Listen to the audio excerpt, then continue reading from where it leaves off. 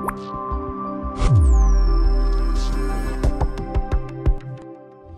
morning to all who join us for this second webinar of the Fondation for Strategic Research Japan program in Paris. A few weeks ago, our first webinar that you can still watch on the FRS YouTube channel was on the Strategic Partnership Agreement between the European Union and Japan. Today's webinar will focus on the Economic Partnership Agreement between the EU and Japan. The Japan-European Union Economic Partnership Agreement entered in force after years of negotiations in 2019. And since then, despite the COVID-19 pandemics, trade has been expanding between the two entities, Japan and the EU. Also, joint committees as well as specialized committees have met regularly, again, despite the COVID-19 pandemic. The EPA is, of course, essential at the economic level between Japan and the European Union, both ranking as #3 economy in the world beyond the United States and China. The Economic Partnership Agreement is also important to go around the limitations and difficulties of the WTO. Japan, in particular, has signed 18 partnerships with 21 countries and regions in the world. The objective of this particular agreement goes beyond the economy. It has a normative dimension. This is not by chance that the agreement has been signed in 2019 with the Strategic Partnership Agreement. It is part of a broader, free and open Indo-Pacific vision based on shared values between Japan and the European Union, on norms on free trade, transparency, and rule of law.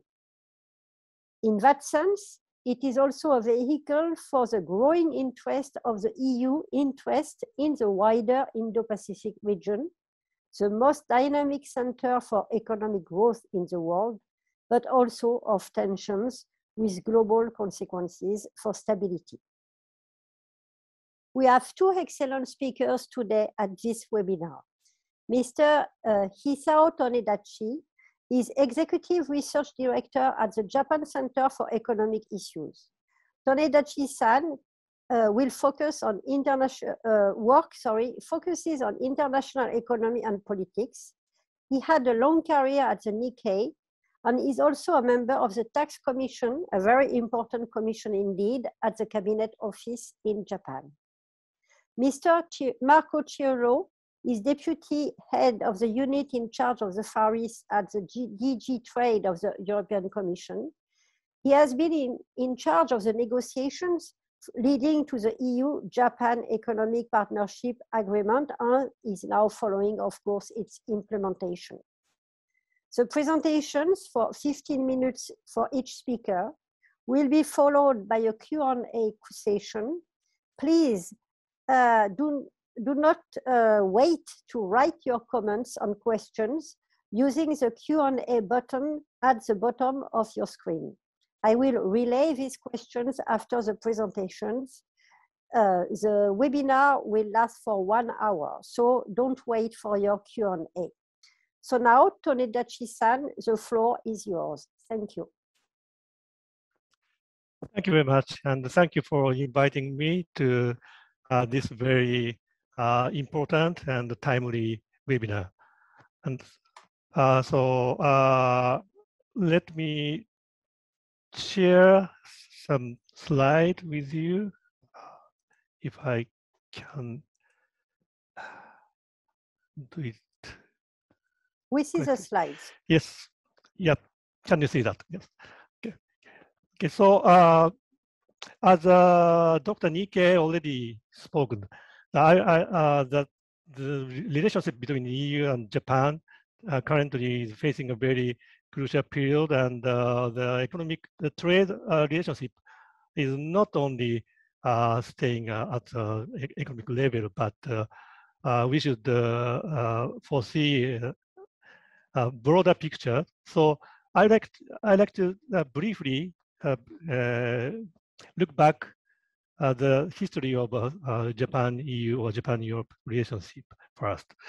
So I put it, there's a three period of time. The first one is after the World War II, when Japan hit a very rapid economic growth, starting 1950s until 1980s. That was, I can characterize the trade friction days between EU and Europe and Japan.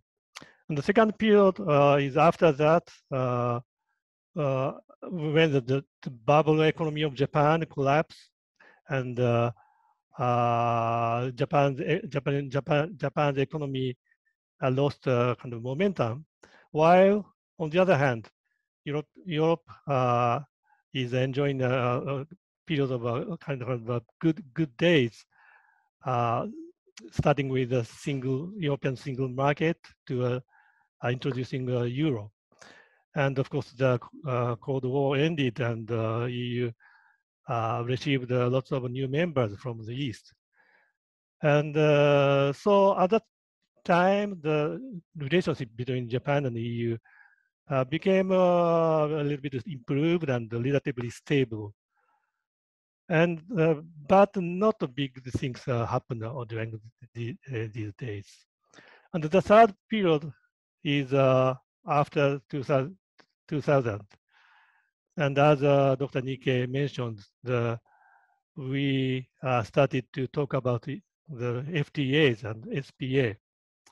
And we are now in the period of in search of a new partnership in facing global circumstances, especially the tension between the US and China and other global issues, including climate change. So from Japan to Europe, the EU's 27th trade volume is quite huge. The EU is Japan's #3 destination for its export, and #2 for import. And on the other hand, EU 7th export destination, Japan is only 7th, and import as well. So this shows Japan's trade balance with European Union. The red line shows the trade balance, and after the 2012, it turned to be red. I mean, the trade deficit from Japan's side. And coming back to the old trade friction days, as some of the audience might remember this, the famous story of Battle of Poitiers, where the French authorities tried to block the floods of Japan's VCR recorders. And this is the second period of becoming more stable relations.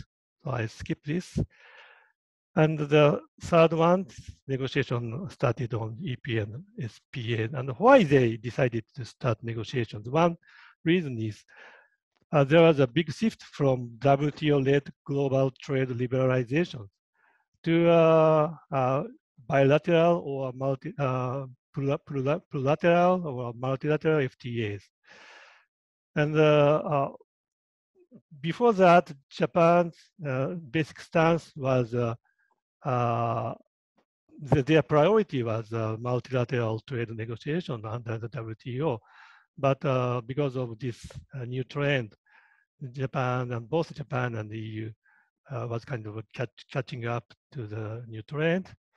And why they could reach agreements? Apparently, there's a big factor of Trump effect. And this is a picture when the Chancellor Merkel visited Tokyo in February 2019, just after the EPA was taken into effect. And the Merkel gave a speech in Tokyo, and I was there in the room. And she gave a very impressive phrase. And she said that in German, there was a distrust of FTAs. So, which implies that there is a difficulty for getting agreement with some partners, including Japan, on FTAs. But after that, she said, after the Trump took office at the White House, FTA, then FTA became popular in German. That's a very interesting remarks. And when we look into the content of EU-Japan EPA, there are two parts. The one part is traditional FTA areas, trade in goods and services and the investment. And the second one is high-level rules in the 21st century. Very advanced areas like state-owned enterprises, subsidies, and intellectual properties, and regulatory corporations. Those are the things which characterize this EPA as a kind of new instrument. And now there are two big FTAs in the Pacific regions, CPTPP and RCEP. And Japan, Australia, New Zealand, those three countries are members of these two.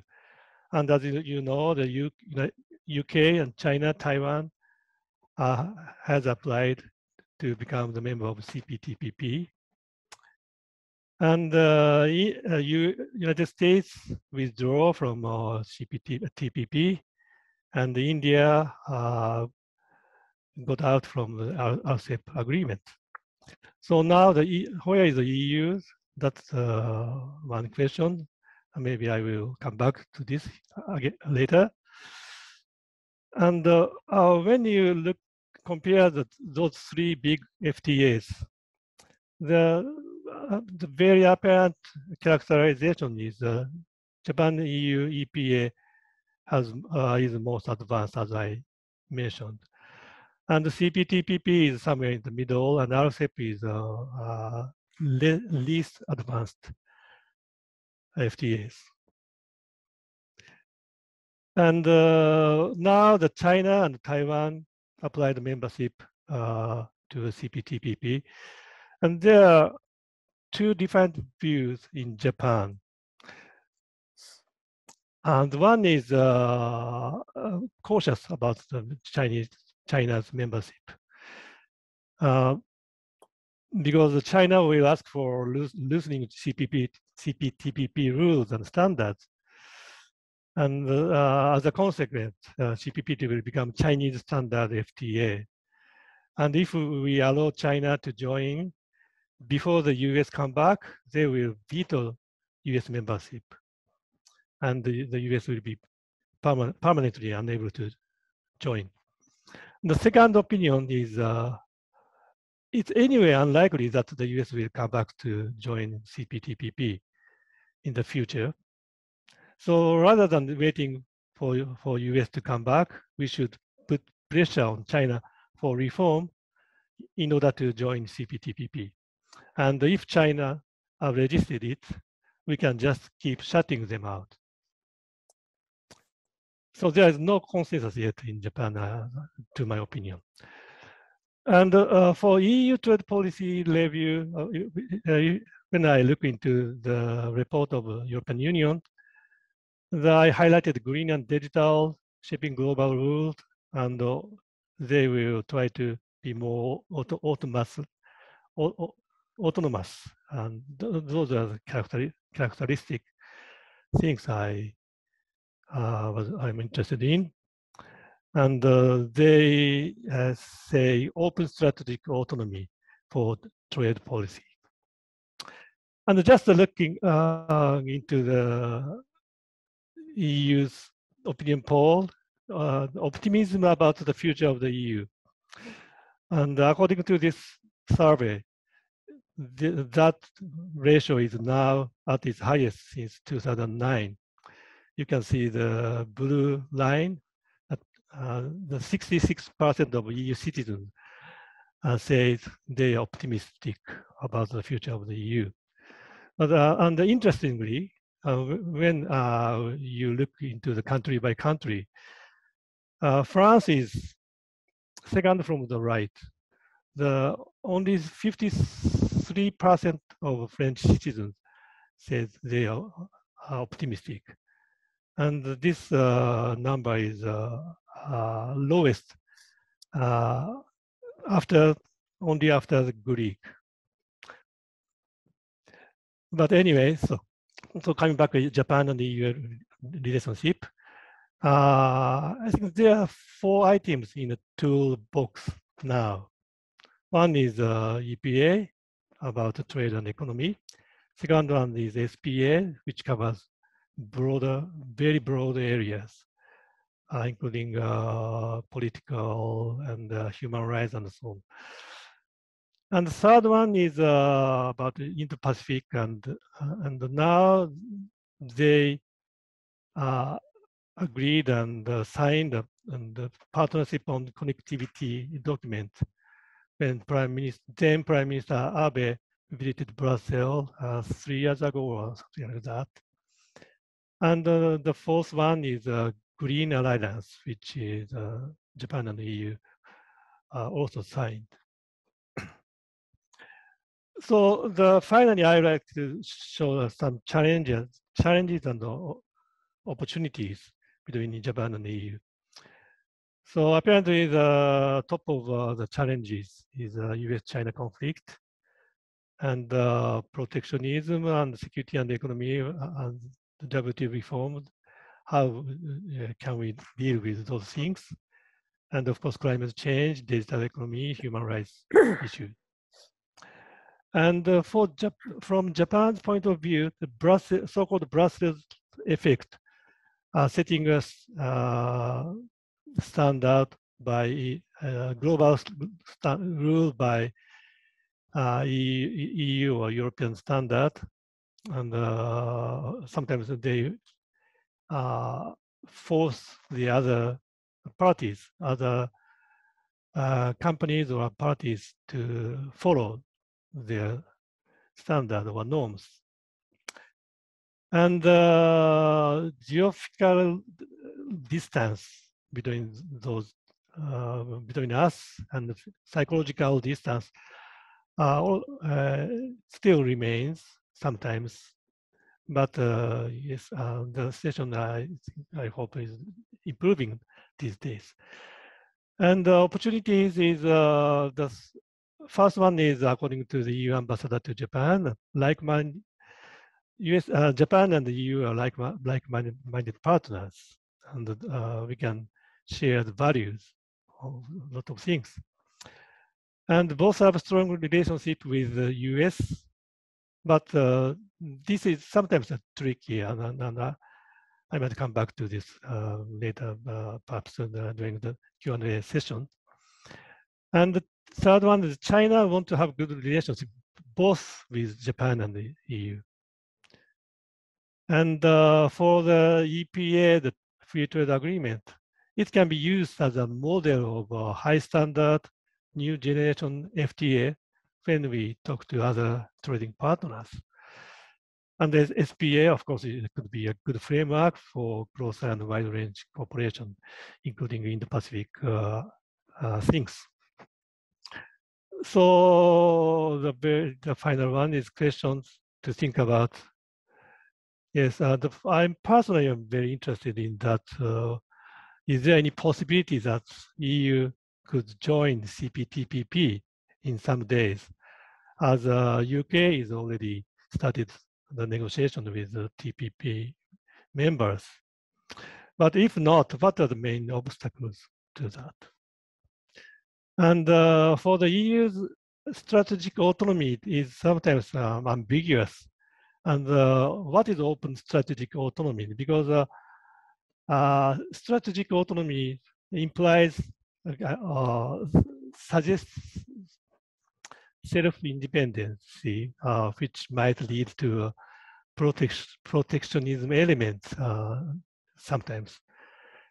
And for the France, so now they, according to some reports, news reports, the Macron administration is kind of blocking EU to proceed FTA with New Zealand and Australia. They want it to be waited until the French next presidential election over next spring.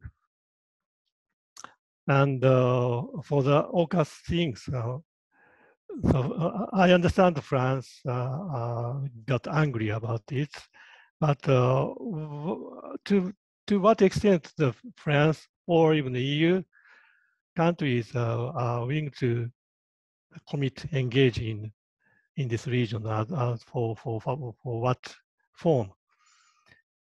And yes, the very finally, the political uncertainty is hanging around in France and Germany. In Germany, they have just announced the new coalition government is there's agreement on that, but apparently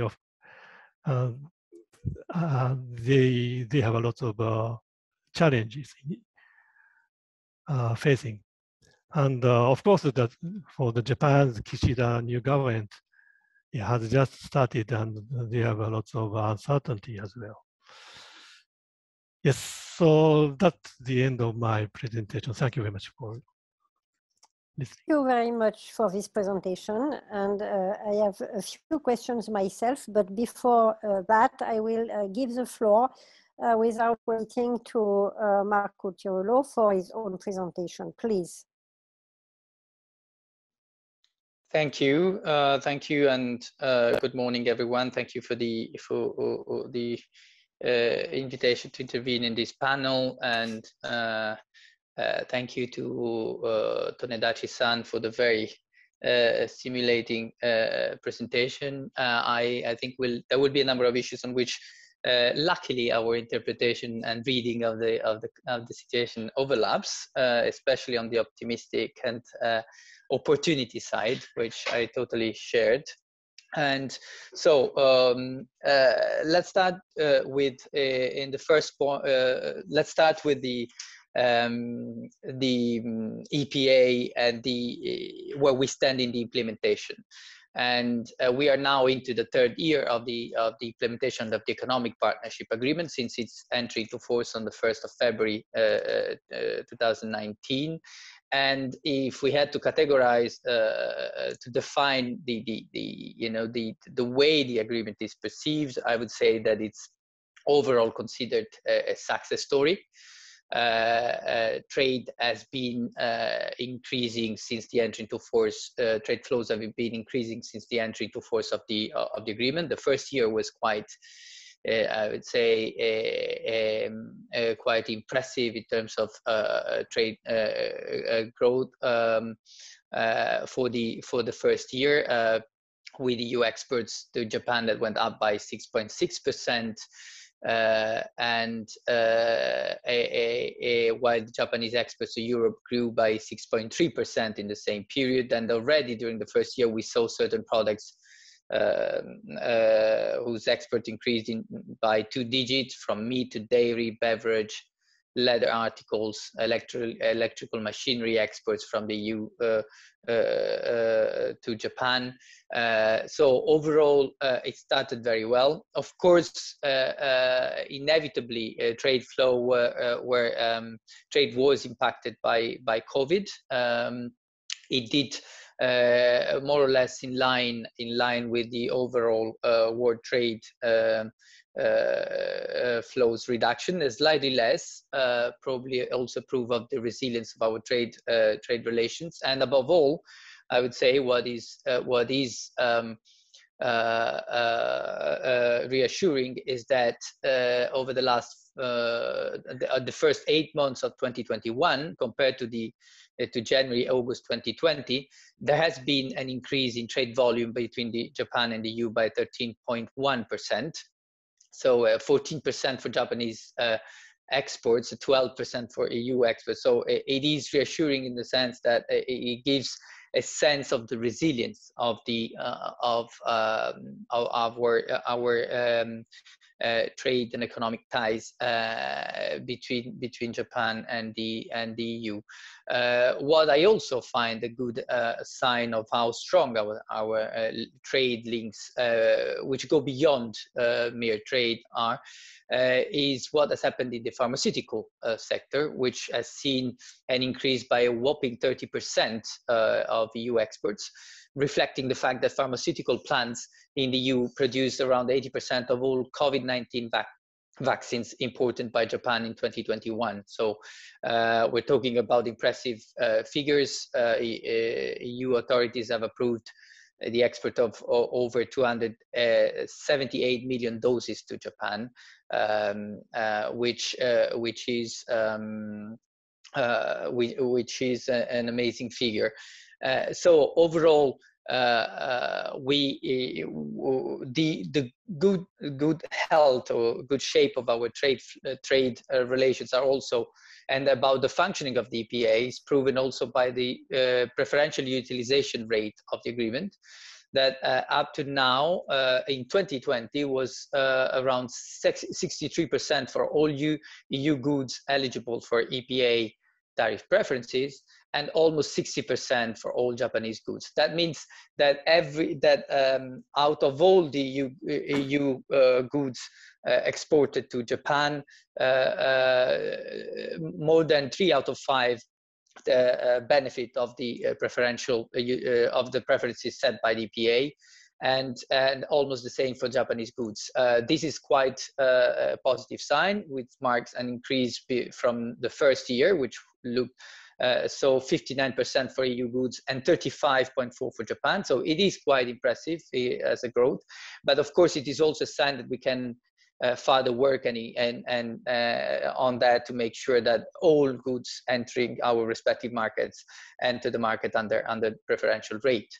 So looking at the implementation efforts, the agreement has in place a quite impressive institutional setup with a number of EPA implementation committees looking at the different chapters of the agreement, and overarched by the joint committee, so the ministerial committee meeting, which is co-chaired by the Minister of Foreign Affairs on the Japanese side and the Executive Vice President Dombrovskis on the EU side. And between now and the first 2 months of 2022, we count on holding most of the EPA implementation committee, and the joint committee should take place right after. When we talk about the agreement, of course, we look at the implementation of all the commitments, but it is a forward-looking approach that we take on the agreement. And this, you can see it by looking at the decision of the Joint Committee, for instance, of last year, whereby we expanded the list of covered geographical indications under the agreement by more than 50 additional geographical indications, and we're working on further expanding this list this year. In the same joint committee, we approved the expansion of the coverage of the so-called automotive annex, so the annex which lists the UNICE regulations, so international standards applying to the automotive sectors, and those regulations are the number of those regulations has been expanded. Hence, the EPA covers a larger number of UNICE regulations than at the beginning than when it entered into force, and this effort will continue across the board. It is also a forward-looking agreement in the sense that Tonedachi-san expressed. This agreement has as a strategic objective strengthening of international standards. EU and Japan made a strategic choice of joining forces to make sure that at international level, international standards can come out stronger and prevail over the temptation to go for unilateral standards by other partners. So it is in a way a strategic choice that has been made, and which we continue to pursue in the context of the implementation of the EPA. So if I put the EPA into broader context, then I follow on that example of Tonedachi-san. This is part of a more let's say a broader picture, which includes a number of initiatives, including connectivity, in the area of connectivity, in the area of Green Deal, in the area of digital partnership. And I would mention in this respect the strategy for the Indo-Pacific cooperation in the Indo-Pacific region that the EU side has recently adopted, which makes reference to a number of trade elements that somehow strengthen and reinforces the role and the mandate of the economic partnership agreement. The strategy makes a direct reference to the strengthening of all implementation efforts, as well as to the strengthening of the rules to protect international trade. And this is something on which the EU and Japan work together. They're jointly committed, and it's not by chance that we are going to see next week the trilateral cooperation with the US and the EU and Japan together, addressing issues that relate to unfair practices. We have addressed in that context issues such as industrial subsidies, forced transfer of technology, the fundamental need of reforming the WTO rulebook to make sure that it allows us to cope with the challenges that the international trading system is facing. So that exercise is continuing. And so is the effort in the area of digital, which has an important trade dimension. Our Commissioner Breton has visited recently Japan to discuss the possibility of engaging in digital partnership agreement. There's, of course, when we talk about digital, an important trade part, which is also pursued in the multilateral context, where the EU and Japan work together closely on the e-commerce negotiation. And both sides are also, as part of the EPA implementation, looking at whether to add provisions in the area of data flows. There was a review clause inserted in the EPA at the time, mandating both sides to explore the possibility of adding data flow rules in the EPA within 3 years from its entry into force, and this is something that we're looking at. So the implementation needs to be seen in the broader context, and in the context of the strategic partnership between Japan and the EU. The trade is by all means a fundamental pillar of that strategy, and hence the importance to continue devoting resources to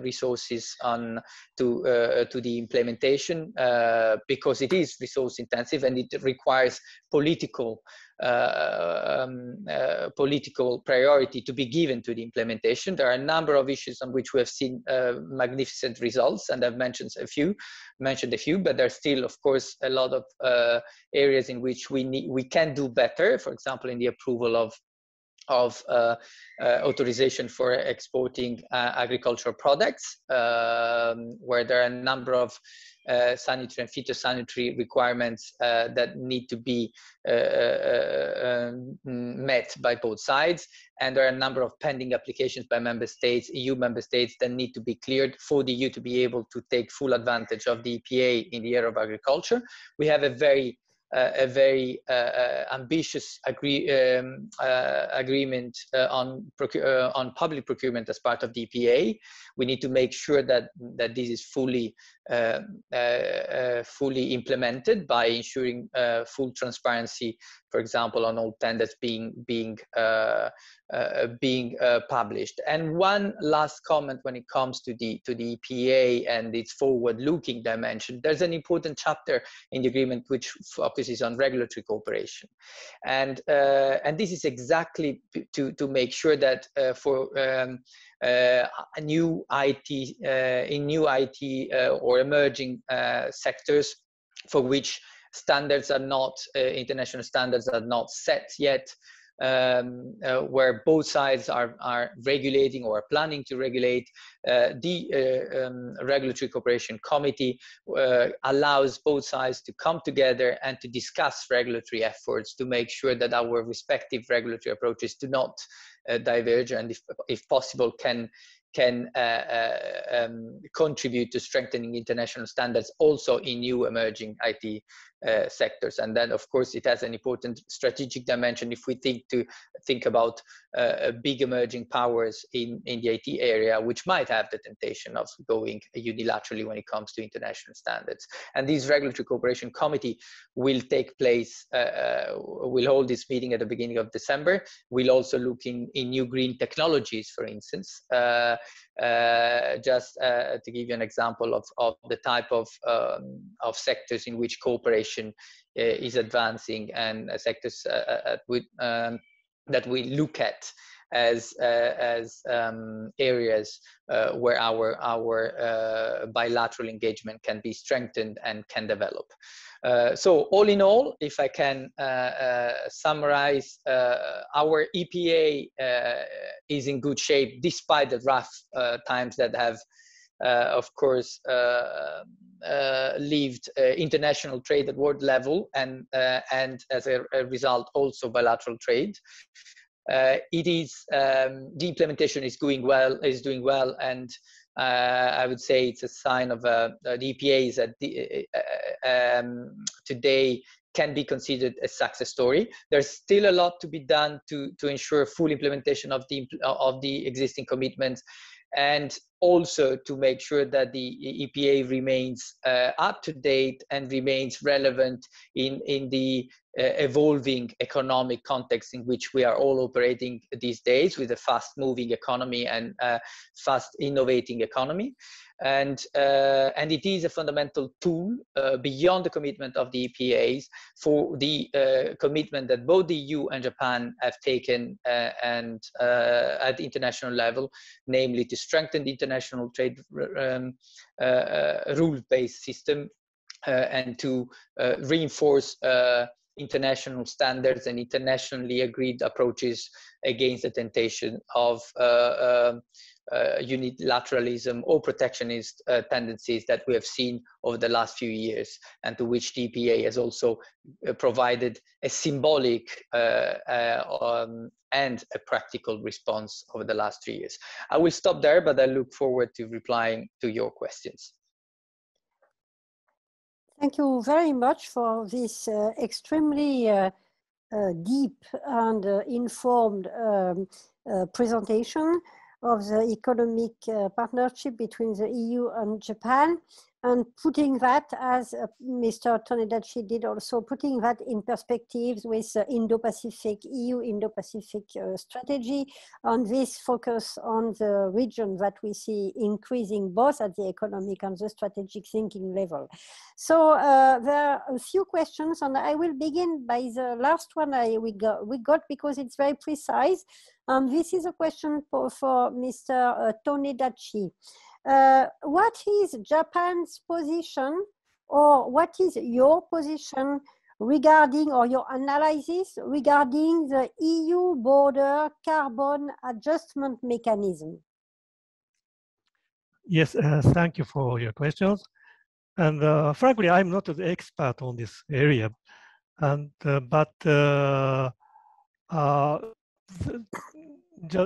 just one is cautious about it. And if European Union implement this method, I think there will be a possibility that some sort of duties are put on Japan's products export to the European Union. And because in the foreseeable, in the coming maybe month or maybe a few years, Japan cannot catch up with the standard of the European Union in terms of yes, to prevent carbon things, including adjustment mechanism. So so Japan is definitely no way to catch up the same level as the European Union. So the atmosphere is very cautious about it. That's my thought. Thank you very much for your very open and frank answer about this is indeed an issue between Japan, and not only for the carbon adjustment mechanism, but also discussions about, COP26 objectives and so on between the EU, Japan, and other countries too. Now I will turn to the questions asked by David Camroux, who is a specialist of Asia, and more specifically maybe, but not only Australia and Southeast Asia. And one question David has also to you, Mr. Tonedachi, is it's more strategic than related to purely economic issues, but is it possible, is it easy for Japan to develop, increase its relationship with the EU, but also in terms of security with middle countries like France, for instance, in the EU on one side, but at the same time being extremely close to its traditional allies? You mentioned AUKUS, like, of course, the US, but also Australia. I mean, Japan might be just in the middle between EU expectations regarding its own Indo-Pacific strategic interest, and particularly France, of course, but also you mentioned strategic autonomy and some questions in Japan about what it means. And also on the other side, of course, Japan is and wants to remain, of course, it's the closest ally of the United States because the US-Japan alliance is at the core of stability in East Asia, following Japan's defense thinking. So if you have any words about this. Yes, basically the Japan's position is we are quite welcome about the engagement by European middle powers for Indo-Pacific region in terms of security affairs.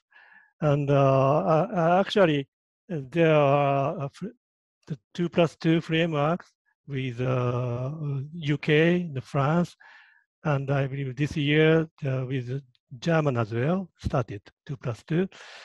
And those countries sent naval vessels to in the Pacific region, and which was quite received very welcome by Japan. But there is certainly some kind of limit of expanding security cooperation. Just Japan alone with the European countries. I mean that if we go into the very deep cooperation on the military affairs, it must be only with the cooperation of the United States as well. So apart from the consultation with the United States, there is a limitation to develop a security cooperation with the European Union. But basically, Japan is welcome for getting more European countries involved in this area. Thank you very much. Now I would like to come back and maybe ask Marco Chirullo his position first, and if you want, Tonedachi-san, you can add to it. We mentioned CPTPP. This is something big in Japan, indeed, including the fact that Japan would like to see the US go back to the CPTPP and accept CPT to become again a member of the CPTPP. It's quite far away. I mean, basically, it's among Asian countries. But now we see that post-Brexit Britain, and who wants to put some flesh to its global Britain strategy after leaving the EU and facing a lot of economic problems itself, is also on wanting to build a lot of partnerships. The UK has a partnership free trade agreement, I think, with Japan recently. I'm not sure about that, but I think so. And so now the UK is asking to be accepted as part of the CPTPP. What is the EU position regarding CPTPP, and what some in Japan consider a possible candidacy of the EU to the CPTPP? Well, we look at those developments, of course, with interest. The EU position when it comes to trade agreements is always rather positive. So the fact that the more partners joining an agreement that is to be welcomed insofar it increases the level of, it removes trade barriers, it increases the level of liberalization, that goes to the benefit of the overall community. So overall, we look at that from far, in the sense that it's not a regional agreement that for the time being the EU with its own standards would consider joining. I mean, that's not within the cards for the time being, but it's something we look at as we look at all agreements. Potentially it's good if our trade partners, whoever they are, they go for liberalizing instead of being tempted by protectionist trends that are out there these days. So that's our approach to it. Then of course all the issue whether China could join, the US would join in the future, that is somehow issues on which the EU will not of course take side. We just look at the way the CPTPP is designed and type of standards, and I think it's interesting, and everyone has its own opinion as to whether certain partners could actually comply with those standards, whether those standards are actually so vague or so general that actually anyone could comply with those standards. Because if you look out there, the analysis by several analysts, you would find both positions. Oh, but certain big partners could not actually, in fact, join because they could not live with the digital elements of it, for instance. And some others say, no, actually, there are so general exceptions to the digital chapter that actually anyone could join. So we look at that with interest. But we, as observers of that, and what we do hope is that these, as other regional agreements, and the EU has, of course, a genetic sympathy for regional agreements. What always counts is that they can become pillars and contribute to the multilateral system and not become an obstacle to it. This is, let's say, the criteria that we follow when assessing these developments. Thank you very much, Tonedachi-san. Do you have anything to add to this? Yep. From Japan's point of view, I haven't seen any straight comment from Japan government officials on this issue yet. Maybe I'm missing it, but I don't think there's a reason for Japan not to welcome EU's participation joining the CPTPP. And one reason apparently is economical advantage. But the second one is more probably political. So it shows the engagement of the European Union towards this area, and especially when now that China is applying CPTPP without with the US is absent. So as I said, that is a very big problem. So if EU come to knock the door of the CPTPP, that would be a very great help for Japan to handle this complicated issue. I mean, China's membership. We can jointly set a high standard for the China's membership. So I think that's the ball is on the EU's court on this issue. Yes, thank you. Yes, and I participated to some debate in Japan where indeed, for instance, the UK candidacy was welcomed by Japan because it was also a way to increase the standard and pressure on China for its own participation. And let's not forget that Taiwan also is a candidate to CPTPP. And it's an important question because Taiwan has been invited to the Forum of Democracy by Joe Biden recently. So there are increasingly the question of participation of Taiwan to this multilateral forum, not only APEC, but other ones too in the region and beyond. I have a question maybe more related, you can both answer to that one. We spoke about norms and we spoke about China, of course, which is very much a factor behind a lot of decisions made in the region and including between the EU and Japan. But there is that not new, but that very important element of securing the supply chain. We not only medicine was mentioned, vaccines, medical products, of course, during the COVID crisis, but also we see now this very important issue relating to microchips or microprocessors.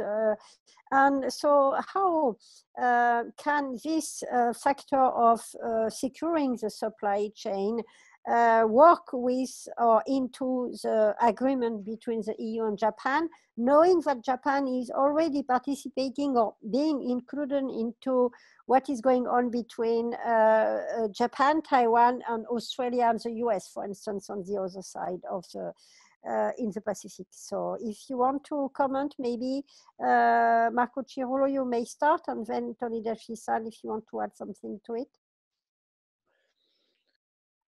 Yes, so that is a very important element on which we are working within the European Commission because clearly we also at the time of when the pandemic started, that was actually an alarm bell in the sense that we all realized that we have to take care about the resilience of our supply chains, and we've been looking at it internally. We have reviewed our industrial strategy. We have, of course, as part of in the pharmaceutical sector, we've also started looking into it and reviewing internally the situation to see how to equip the EU for this and future similar situation or new pandemics that might come up. So that we are doing it internally. Our trade policy review, and Tonedachi-san makes direct, and Tonedachi-san made reference to it, our trade policy review refers to open strategic autonomy, which does recognize the global trade is made of its integrated value chains, and it will be it is fundamental to make sure that we have a functioning system of global economic governance. And that is inevitably based on having strong trade ties, based on opening the markets.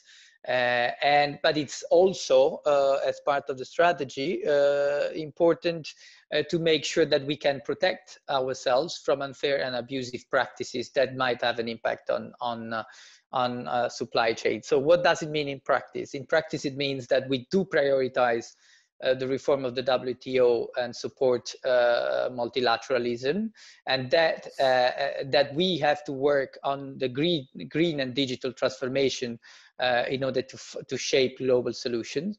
And this is exactly things that we are doing with Japan, because we share the same objectives when it comes to WTO reform. We do have a green alliance, and we are working now on the digital elements on the digital aspects of our economies, as it has been mentioned before this morning. And we're working together with the United States and in order to cooperate and address the common challenges together. So all that, we are already doing it. And this is the way forward in a way. The EPA provides the backdrop against which all that is happening, because apart from the letter of the agreement, it's clear that the agreement has contributed to further increase the level of mutual trust between the two sides. So cooperation is not by chance that we had a connectivity partnership agreed, a green alliance. Now we're looking at digital, and all that is coming as a result of the EPA that has opened the door to this cooperation. Then there will have the necessity, the need, and we are looking at that on both sides to work on specific issues. The EU is working on a CHIP Act. Japan is putting a lot of efforts on supply chains related to semiconductors. We're also looking into that, and I think that is an avenue where our cooperation will inevitably go, because that's where the challenge is in the future. And so Japan is working with certain partners on that in the region. We are also looking at what to do with partners in the region, and of course within the EU market as well, to strengthen the supply chain when it comes to semiconductors and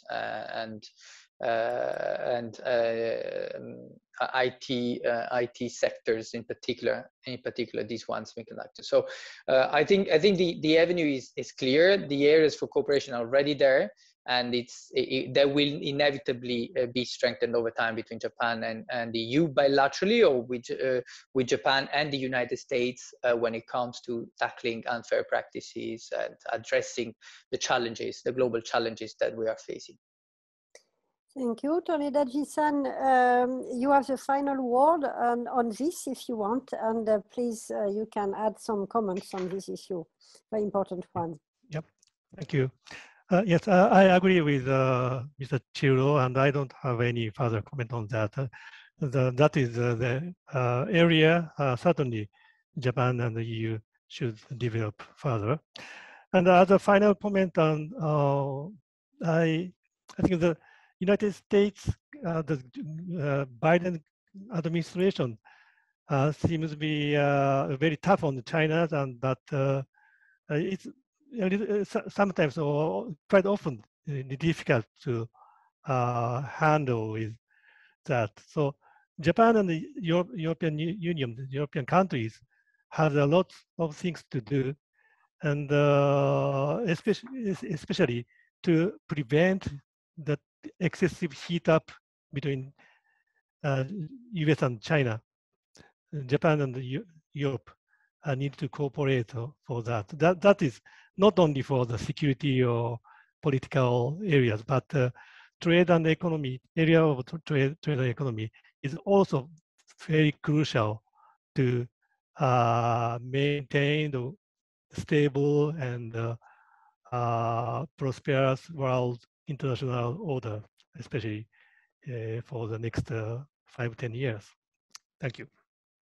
Thank you very much to both of you for this excellent presentation. I myself learned a lot because I'm not a specialist of the economy, so to see the synergy between economic interest and strategic interest in building closer cooperation between the EU and Japan, but also the EU and other countries in the Indo-Pacific is extremely important. And this is there is an impetus in that we can see. So thank you so much, and thank you to the people who linked to participate, to listen to this webinar. But don't forget that it will be also on the FRS YouTube channel, so you will be able to watch it again later. And actually, counting, there are much more people watching it in a podcast than directly often. So again, thank you very much to both of you and to the audience for participating. So goodbye. Thank you, everyone. Thank Bye. you very much for Thank you. inviting me. Thank you.